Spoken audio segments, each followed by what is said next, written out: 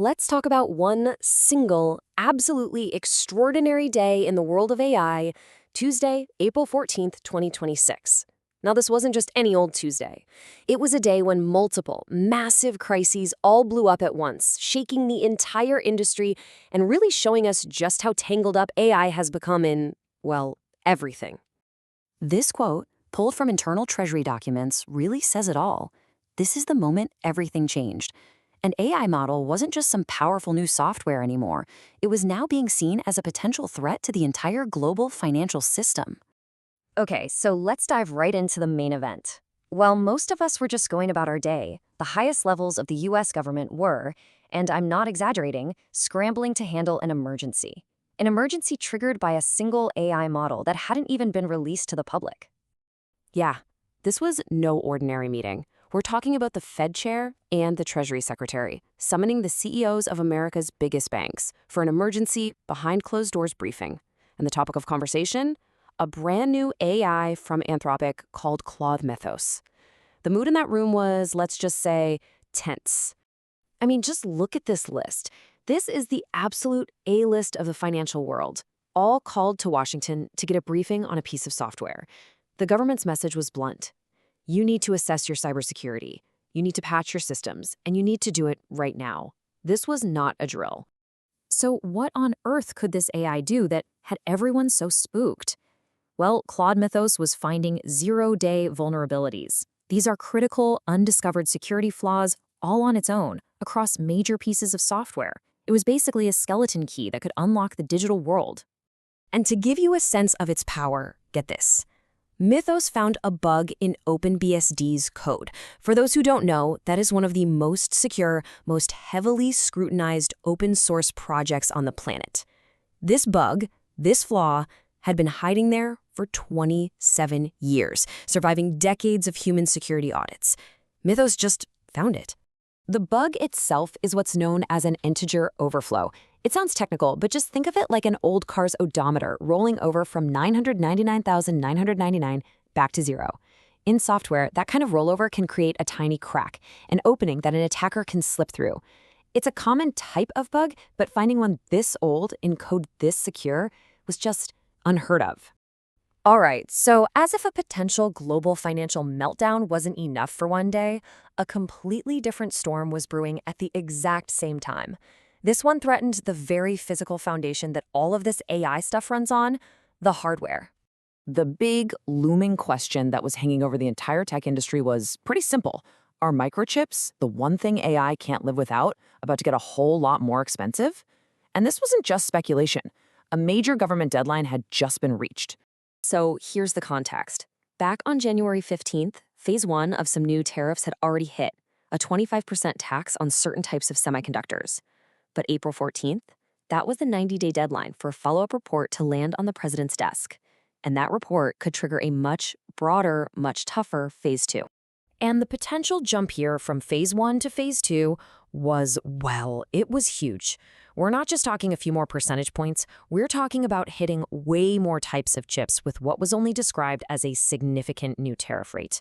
It had the potential to completely rewire the global chip supply chain practically overnight.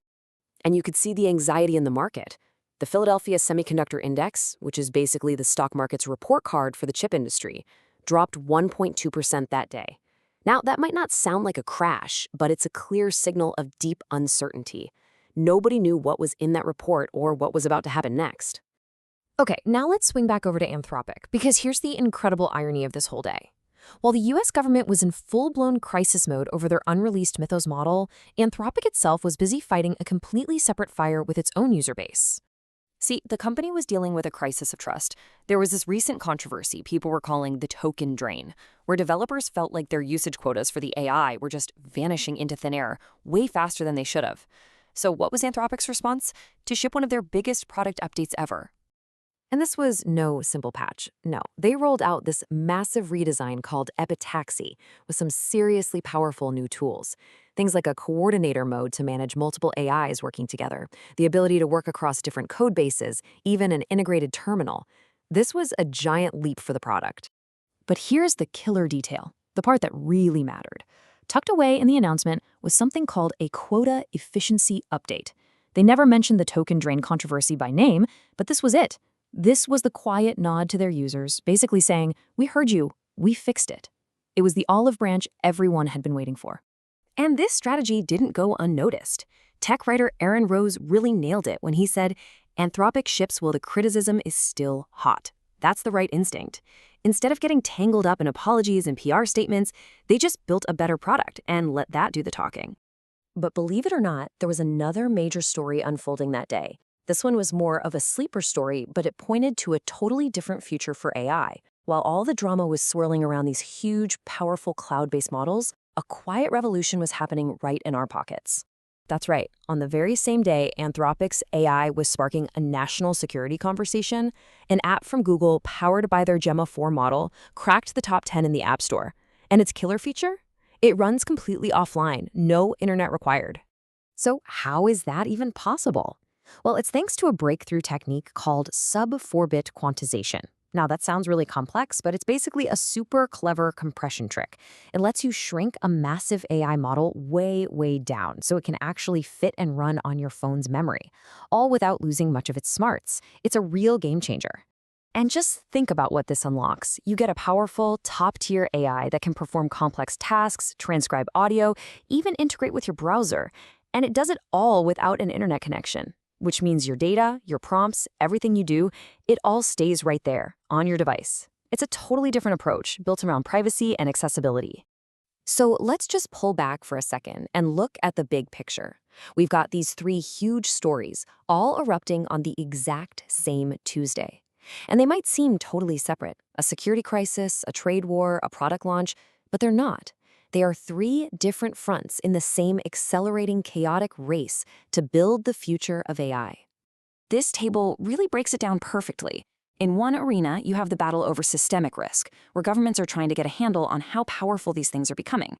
In another, you have the battle over hardware, a global fight for control of the physical supply chain.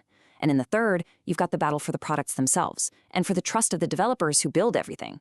And all of it, everything that happened on this single, chaotic day, leads us to one final, deeply unsettling question. When a single piece of software can threaten the financial system, when the supply chain for building it is so fragile, and when the tech is moving this unbelievably fast, who is actually in control? And right now, that's a question nobody seems to have a good answer for.